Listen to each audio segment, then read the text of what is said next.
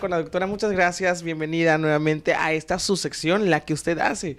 Este tema, ya hablando de adolescentes, es hablar de situaciones que de verdad son difíciles, muy complicadas, pero si mezclamos padres con adolescentes es todavía una bomba, peor que la de Hiroshima y Nagasaki, porque de repente hay que tener una buena relación, hay que buscar la manera de poderle llegar a un adolescente, y siendo padre de familia a veces es difícil, ¿no? Muy difícil.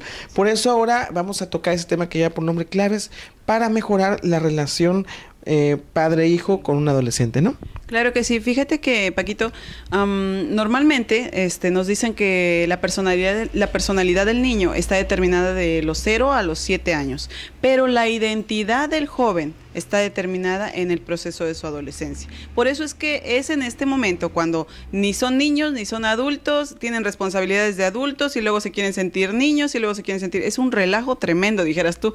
Las bombas se quedan cortas y luego los papás que quieren imponerse, y cuando los chicos ya están en el proceso de la adolescencia de madurar, porque en realidad es un proceso de maduración, ya no se pueden poner ni los mismos castigos, ya no se pueden poner ni siquiera los mismos regaños, ni hablarles de la misma forma. ¿Por qué? Porque ya están generando ellos su identidad, su autonomía. ¿Qué pasa cuando entonces entra un padre autoritario, como los habíamos mencionado la vez pasada, varios tipos de padres? Pues ¿qué va a hacer? Que este joven se rebele ante el mundo, o que sea un tipo agresivo ante el mundo. Entonces ya están modificando su identidad. Es en este periodo, es el básico. ¿Por qué? Porque como padre tienes que aprender entonces cómo enseñarle. Es bien curioso, pero tienes que aprender a enseñarle a tener una identidad correcta para que se sepa valorar y para que entonces sepa caminar. Para esto, los papás necesitamos entonces mostrar con el ejemplo cuál es la forma adecuada. Una de esas, la primera de ellas, sería, de la primera clave, que no te tomes a personal lo que el chico hace.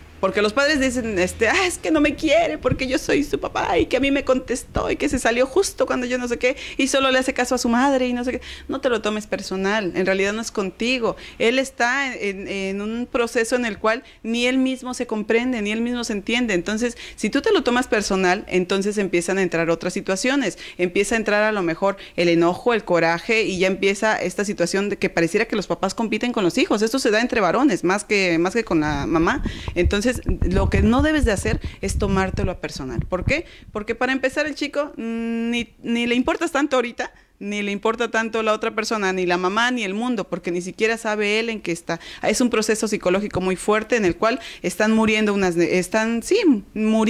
neuronas para estar naciendo otras y haciendo nuevas redes. Segunda clave, bueno, no es tanto lo que se dice, sino cómo se dice. Es decir, cuando tú le pides algo o cuando tú le ordenas algo, ya no se puede decir como cuando el niño tenía 10 años, a lo mejor, haz esto porque lo digo yo, que soy tu padre, que no sé qué. Ya no se puede. Tienes que aprender a cambiar las cosas. Ya no le ordenes. Ahora habla con él. Ahora sugiérele de alguna forma.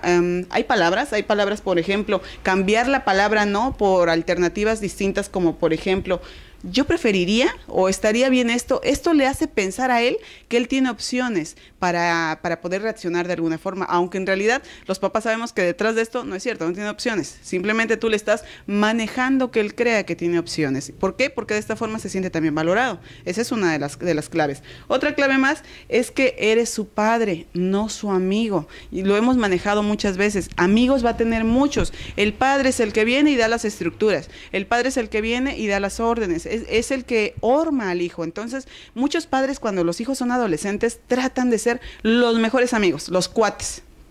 Y entre esto de cuates empiezan a haber palabras altisonantes, empiezan a viejo, por ejemplo. Yo he escuchado muchos que en lugar de decirle papá le dicen viejo.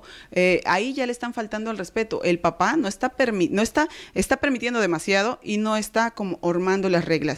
Así es. Y por último, una de las claves más fuertes sería la comunicación. Es importante que en este momento, cuando él está en ese proceso de cambio, te sientes a hablar con él. Como hombre, los hombres muy poco hablan. Entonces, siéntate a hablar con él de las novias, de las erecciones, de las relaciones sexuales, de la masturbación, de los sueños húmedos, de que a lo mejor vio a la vecina de otra forma, aunque sea mayor. O sea, siéntate a hablar con él cosas que hablarías con tus amigos tal vez, claro. pero con tus amigos de una forma distinta, porque recuerda que él es tu hijo, pero sí le vas a poner ejemplos, lo vas a escuchar cuáles son sus inquietudes, y en base a tus experiencias, pues yo creo que ningún padre le desearía al hijo que se aventara de cabeza de un puente. Entonces lo mejor que le vas a decir es aquello que tú experimentaste y que tal vez no te favoreció o sí te sirvió. Entonces la comunicación, como en cualquier relación, es básica.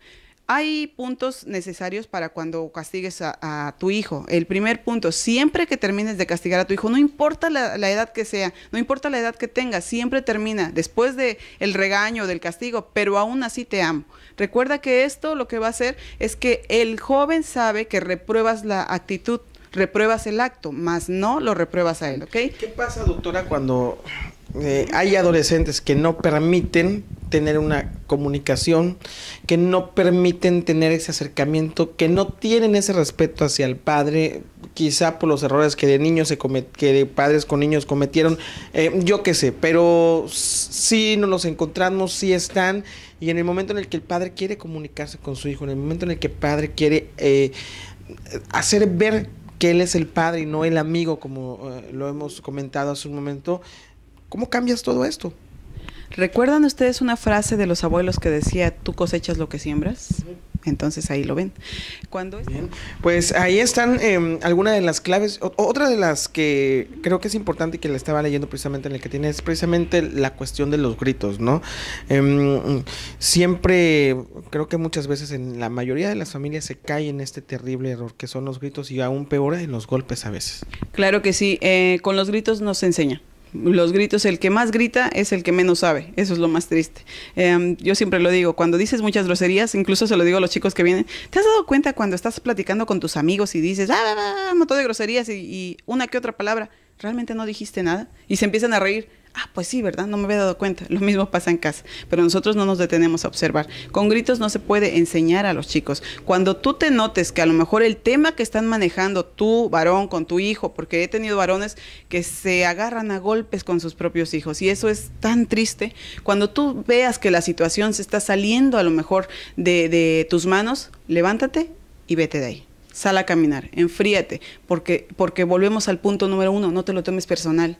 En realidad el chico no tiene un problema contigo, el chico tiene un problema de crecimiento y es emocional, está adaptándose. Más el problema no es directamente contigo, no es que no te quiera o no te respete o no te lo tomes personal. Tal vez, no sé, en el día tuviste mucho estrés, hay situaciones a lo mejor con tu esposa o con el trabajo, no lo sé. Si tú sabes de todo esto, mejor levántate, respira, salte a caminar y después cuando ya te sientas tranquilo, regresa y entonces retomas el tema con el chico, pero lo importante es que no te permitas, porque te permitas llegar hasta ese punto, ¿no? Es importante que allá en casa, pues bueno, ojalá hayan tomado en cuenta los consejos que la doctora ha proporcionado y que los apliquen, ¿no? Esa es la función precisamente de esta sección, el hablar abiertamente de las cosas, de las problemáticas y de las cosas positivas que ocurren en las familias y en la vida de cada ser humano y que ustedes la puedan entender de la mejor manera y que las apliquen en casa, las que crean que sean correctas, las que más les parezcan, ¿no? Doctora, le agradecemos muchísimo que nos haya regalado este espacio, que esta semana se la dedicamos, todo este mes más bien se lo dedicamos a los papás, pero vamos a seguir tocando temas de gran interés, ¿no? Claro que sí, el siguiente tema va a estar maravilloso porque es cómo convivir con un neurótico. ¿Quién no se ha topado con un neurótico en la vida? Imagínate. ¿Cómo convivir con Paco Vidal? La próxima semana se los vamos a decir. Regresamos al estudio, no se despegue. Muchísimas gracias.